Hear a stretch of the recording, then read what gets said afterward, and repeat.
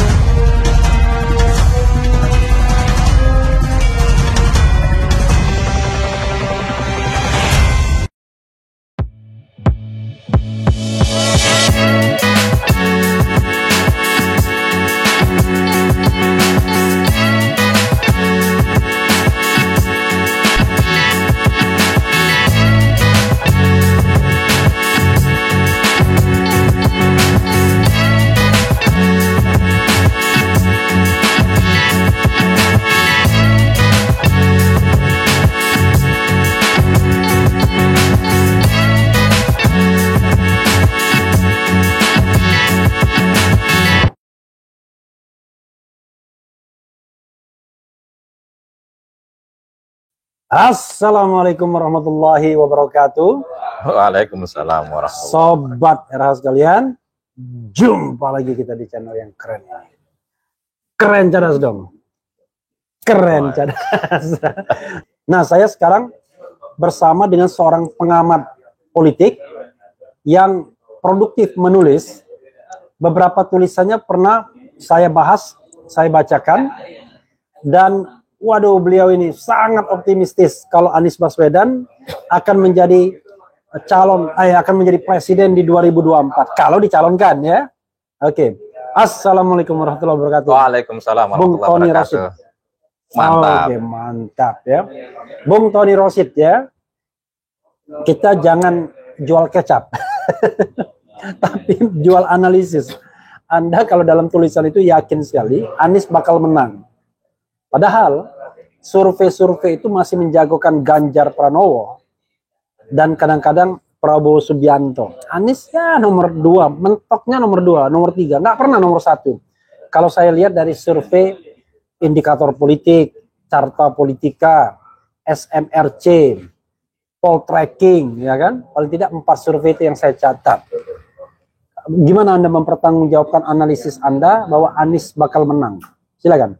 Ya, saya membuat sebuah tulisan menganalisis bagaimana Pilpres 2024 itu pada saat elektabilitas Anies itu nomor 3 dan jauh dari yang kedua dan yang ketiga. Artinya kalah dengan Ganjar dan Prabowo.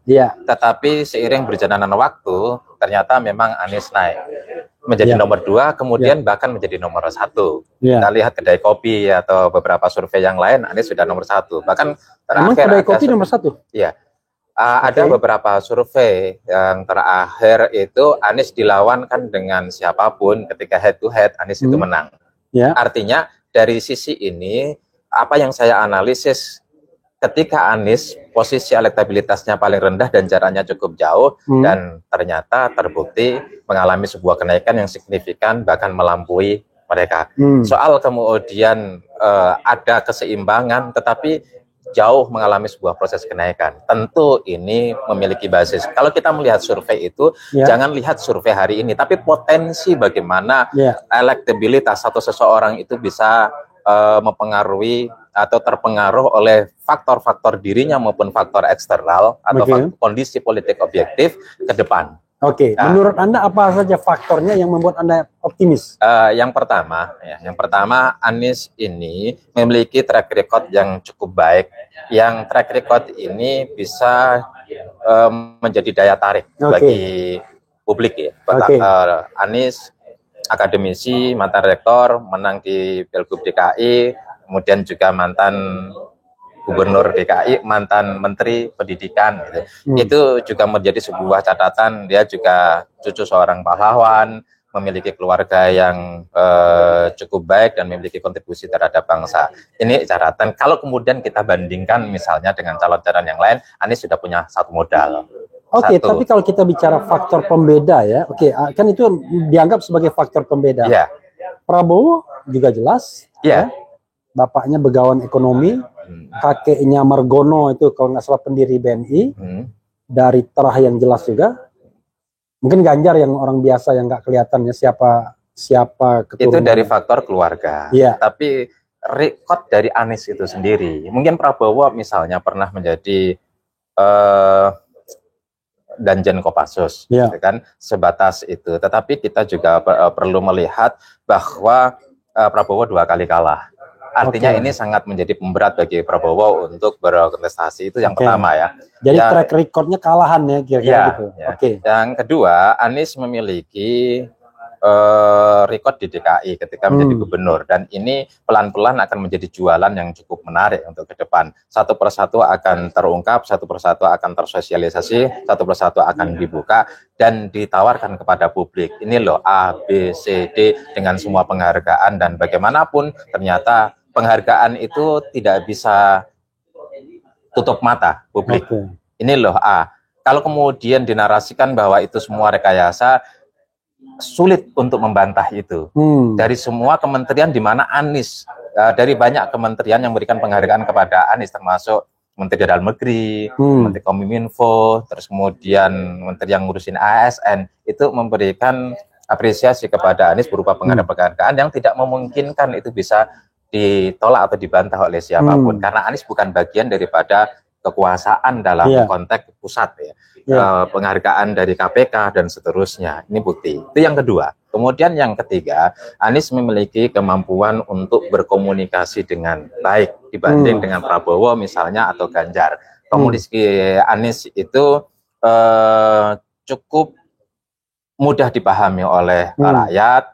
Terus kemudian Anies juga yang keempat, Anies memiliki kematangan emosional yang berbeda dari ketiganya. Yang kelima, ini juga menarik, Anies diuntungkan oleh faktor eksternal. Faktor eksternal itu apa? Ada segala upaya yang publik kemudian pahami itu sebagai sebuah penjagalan terhadap Anies. Dan kita pahami bahwa masyarakat Indonesia itu, bukan hanya masyarakat Indonesia, masyarakat dimanapun, ketika ada seorang tokoh itu terdalimi dalam tanda kutip dengan berbagai upaya penjagalan, ini persepsi publik ya, maka akan ada empati yang kemudian melahirkan simpati. Di sini pelan-pelan, pelan-pelan akan melahirkan elektabilitas yang terus tumbuh. Dan ini terjadi pada masa SBY misalnya, dan ini bisa dibuktikan melalui survei. Dan ini semua itu terus berjalan, di mana faktor eksternal terus ada, dan ini akan menguntungkan bagi Anies. Apalagi terakhir, misalnya ada PJ di DKI. Kesan daripada publik bahwa PJ di DKI ditugaskan, ini lagi-lagi persepsi dan kesan publik. Penjabat ya, penjabat gubernur DKI itu menghabisi legasi Anies yang sudah dibangun di masa lalu ketika Anies menjabat sebagai gubernur. Bahkan ada yang mengatakan, kalau JIS, Jakarta International Stadium, itu dibongkar, secara politik itu menguntungkan Anies, meskipun secara faktual merugikan bagi rakyat atau warga DKI.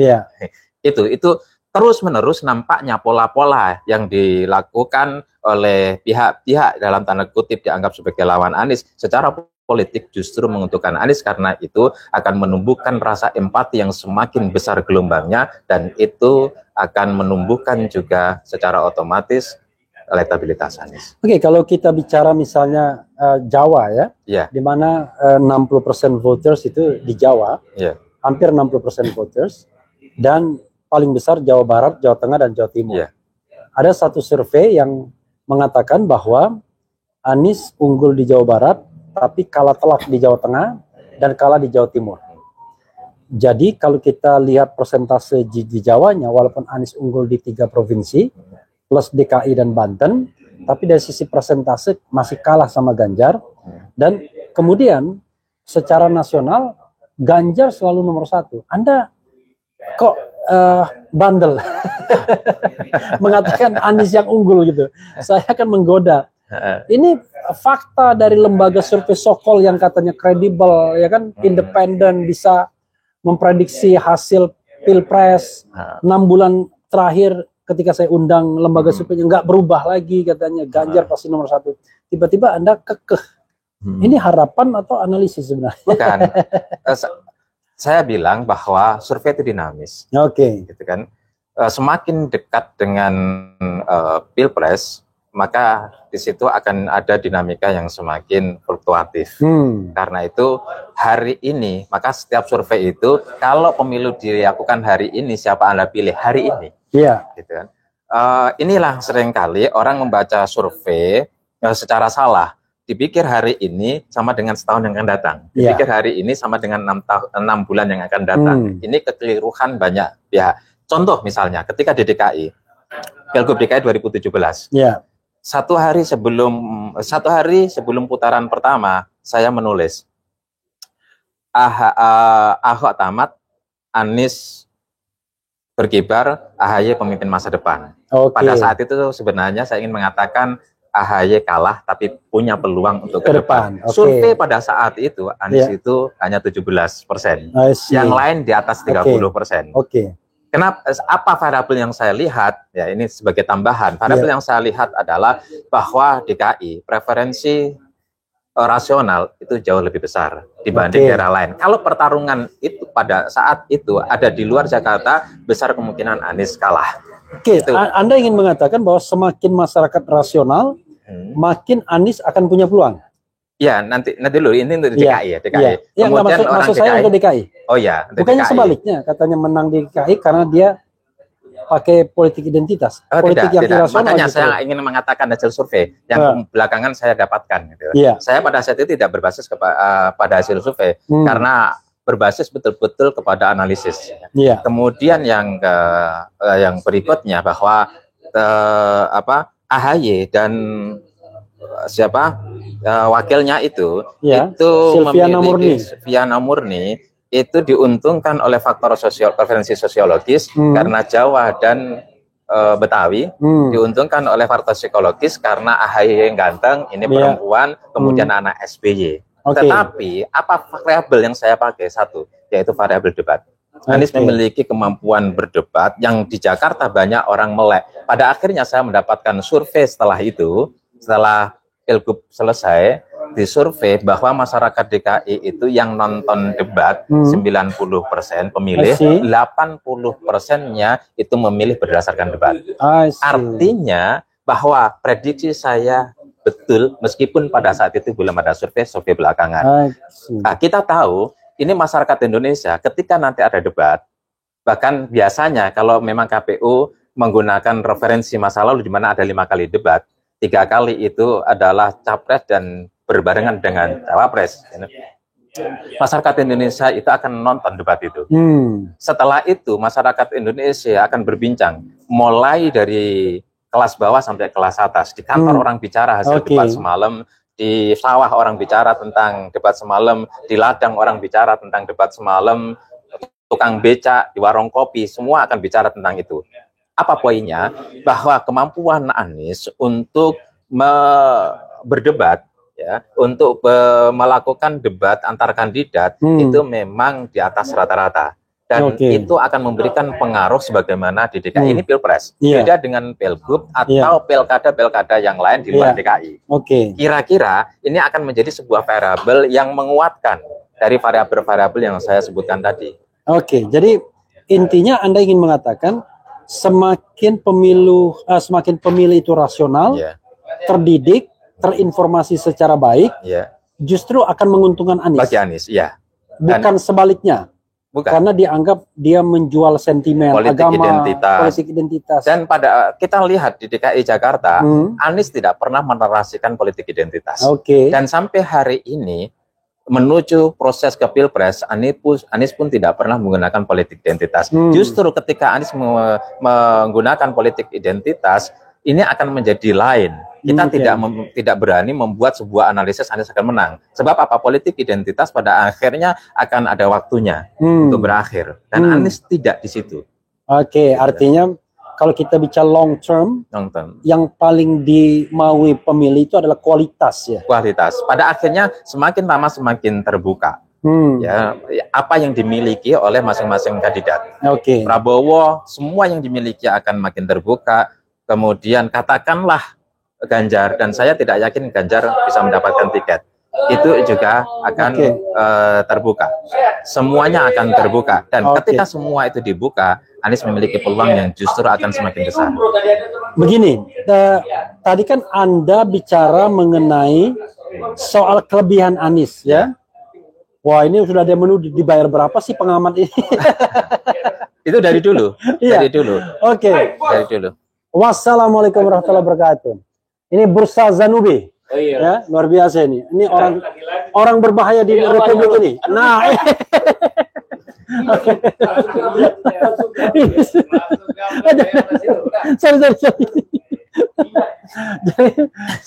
kalau soal bayar membayar ya, saya ini pada saat tahun 2012 Pilgub DKI, saya pernah bilang sama PKS jadi wakilnya Jokowi. Saya berikan variabel-variabelnya bahwa Jokowi ini tidak akan terbendung, akan menang jadi gubernur. Terbukti. Terus kemudian 2014 saya bilang bahwa teman-teman saya itu hampir semuanya mendukung Prabowo. Saya bilang Prabowo kalah. Dan ini variabelnya, diantaranya adalah Jawa, antitesa dan sebagainya, terbukti. Dan pada saat 2019 pun itu saya juga ngomong dengan tokoh-tokoh penting yang mendukung para Prabowo, ini berat. Saya nggak bisa ngomong vulgar di sini. Tetapi Bang Rafil sudah pernah tahu bahasa saya ini berat, dan saya sudah tunjukkan variabel dan itu terbukti. Di DKI pun 2017 terbukti. Tinggal satu ini 2024. Apakah omongan saya, analisis saya, data saya terbukti? Setelah itu Anda boleh mengatakan saya dibayar atau tidak dibayar. Saya pengamat partisan atau berbasis kepada data. Bung Tony ya, Anda kan dari tadi mengungkapkan kelebihan-kelebihan Anies.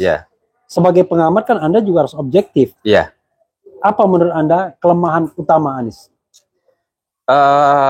Tentu fleksibilitas Anies dengan pihak-pihak yang selama ini belum merasa nyaman dengan Anies. Misalnya? Misalnya katakanlah ini kelebihan dan juga sekaligus kekurangan. Kelebihan untuk bangsa ini, tapi politik memang perlu relaksasi, perlu fleksibilitas, gitu kan. Ini soal elektabilitas ya, bukan soal idealisme. Sehingga kemudian melahirkan orang-orang yang merasa tidak bisa berkomunikasi, tidak bisa mengkomunikasikan kepentingannya dengan Anies. Sehingga ini juga mempengaruhi pihak-pihak tertentu untuk tidak nyaman dengan Anies dan kemudian berupaya lebih suka dan nyaman mendukung kepada yang lain. Ini bagian daripada klaim. Tetapi ini kan tidak kemudian mudah untuk dikomunikasikan kepada publik. Karena publiklah pemilik elektabilitas itu, publiklah pemilik suara itu. Ini bagian daripada diantaranya adalah kelemahannya. Kalau kita bicara yang kedua, Anda ingin mengatakan Anies ini dengan oligarki itu mungkin agak susah. Dan yang kedua misalnya, terutama sana ya. Kita ada aktivis itu, kan aktivis ada yang idealis, ada yang aktivis yang pragmatis. Aktivis pragmatis ya, aku mendukung, gitu kan, sebagai relawan dan akan bekerja secara maksimal. Tapi dealnya apa? Anies itu di DKI saja, gitu kan? Di DKI dia tidak akan pernah memberikan jabatan, apalagi sampai deal kepada para relawan, orang yang berjuang luar biasa kalau memang tidak memenuhi syarat kompetensi untuk jabatan-jabatan itu.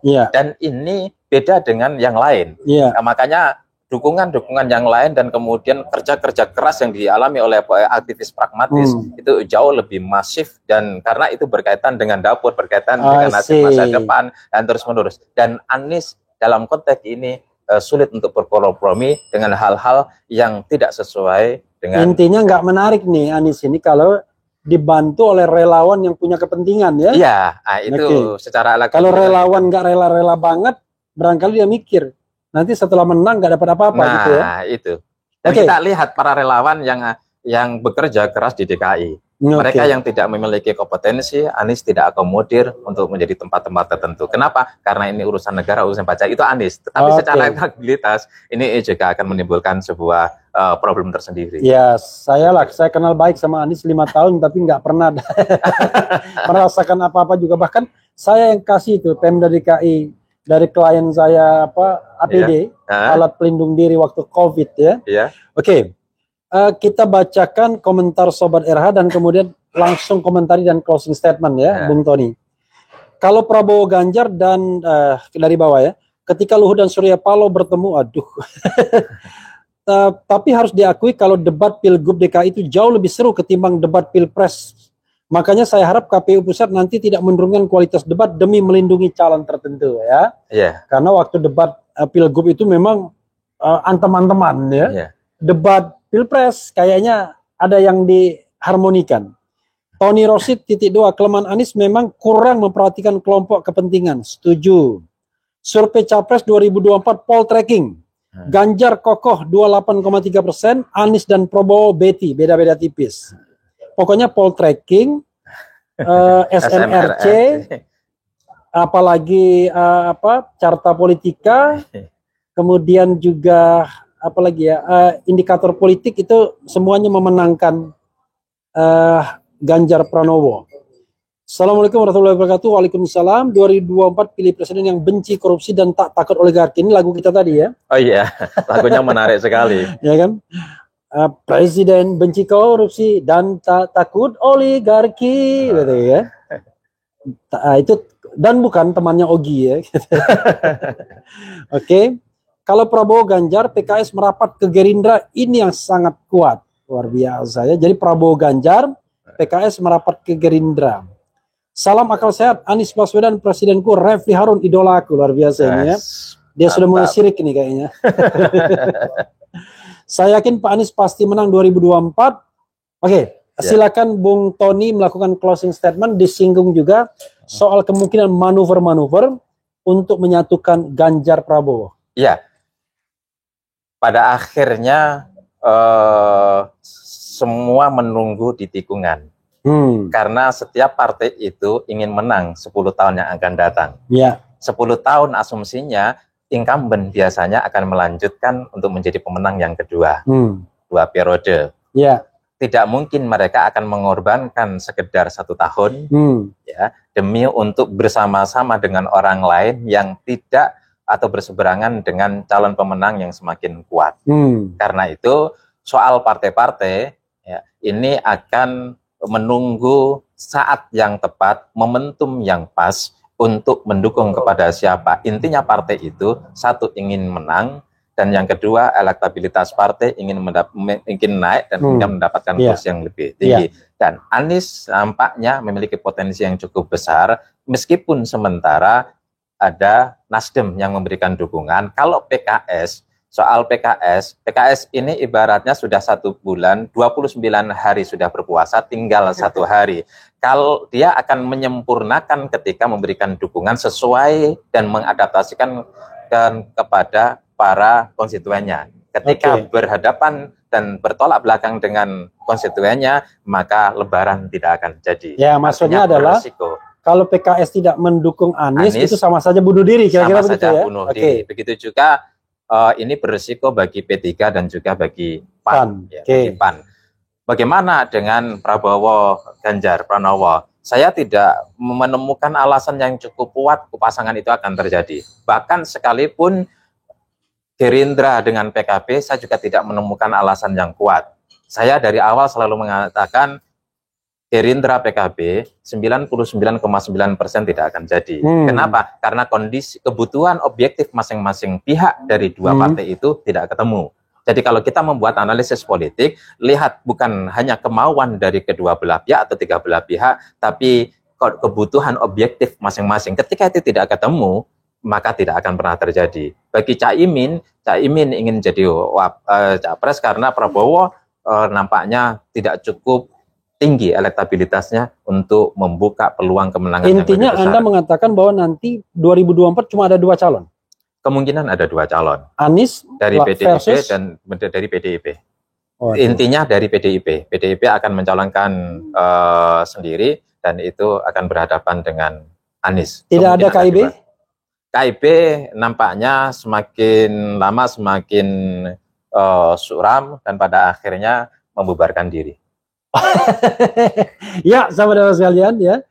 Namanya pengamatan bisa saja kita bicara bukan benar dan salah, tetapi kita bicara tentang logika dan data, ya, data, fakta dan logika.